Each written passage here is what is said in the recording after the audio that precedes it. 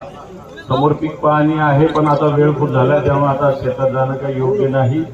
परंतु साहेब सगळ्या गावात थांबत आले, त्याच्यामुळे इथं उशीर झाला. मी साहेबांना विनंती करेन की शेतकऱ्यांना 2 मिनिटं आपण एक मनोगत व्यक्त करावं. आपत्ती कोसळली, संकट कोसळली, पाहणी करतोय.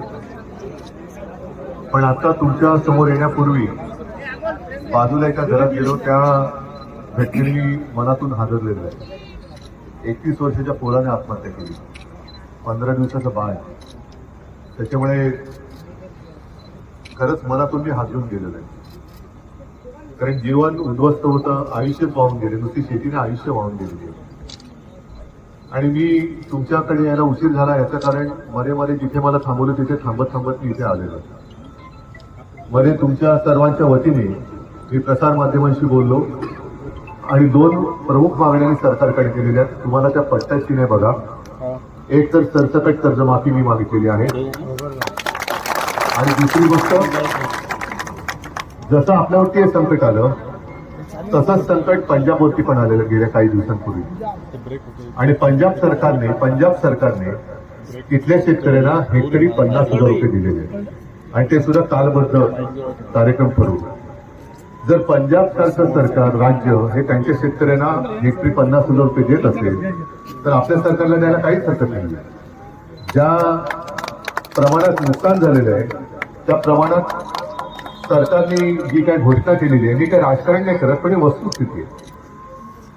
मी येताना सुद्धा बातमी पाहिली आणि मला वाटतं शेतकरी आपल्याला तिकडे त्या होता. त्यांनी मुख्यमंत्र्यांना प्रश्न विचारला की तुम्ही नक्की काय करणार ते सांगा, तर त्यालाच पोलीस अटक करायला निघाले.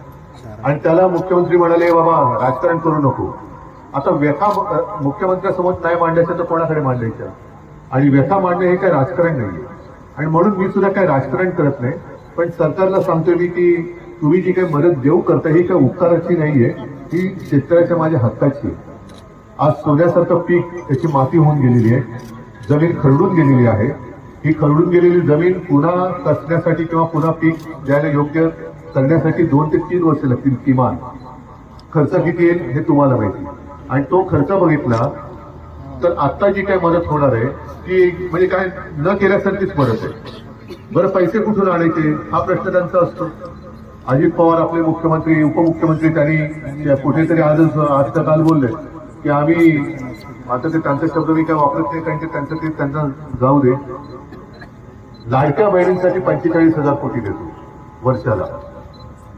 आता लाडक्या बहिणींना 45,000 कोटी रुपये जरी खर्च करत असतील तरी 1,500 रुपये महिन्याभरामध्ये लाडक्या